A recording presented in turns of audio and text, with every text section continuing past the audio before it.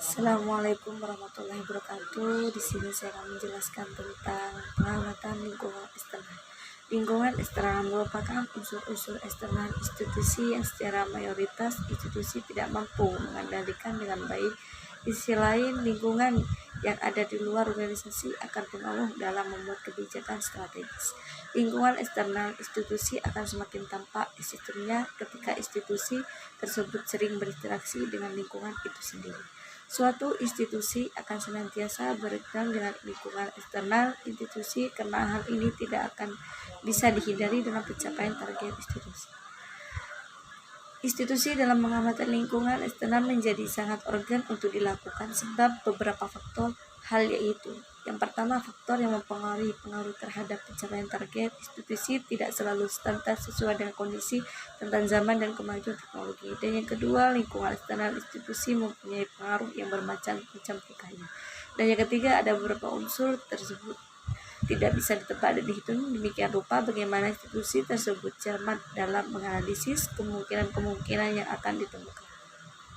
Dan yang keempat, mayoritas institusi tidak mampu mengendalikan lingkungan di luar walaupun dapat dipastikan akan mempunyai pengaruh terhadap eksistensi institusi tersebut pada saat ini dan pada saat jangka panjang. Jadi pada hakikatnya kejadian lingkungan eksternal institusi merupakan unsur yang mempunyai pengaruh kepada keberhasilan institusi dalam pencapaian target. Dalam manajemen strategis, unsur lingkungan eksternal mempunyai pengaruh dalam institusi dapat dikelompokkan ke dalam hal-hal berikut. Lingkungan eksternal institusi yang bersifat umum.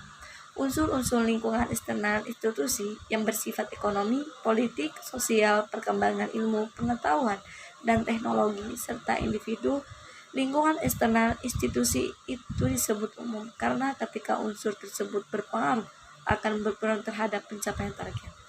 Lingkungan eksternal institusi yang bersifat khusus. Lingkungan eksternal institusi yang bersifat khusus suatu lingkungan yang menyebabkan institusi dapat berkompetisi dengan institusi lainnya.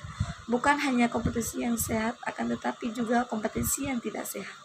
Pendapat lain mengatakan bahwa lingkungan eksternal institusi terhadap diri. Yang pertama, lingkungan eksternal institusi di tingkat mikro. Dan yang kedua, lingkungan makro adalah unsur lingkungan eksternal institusi yang meliputi ekonomi, teknologi, politik, dan semua hal yang bersifat internasional. Demikian penjelasan dari saya. Wassalamualaikum warahmatullahi wabarakatuh.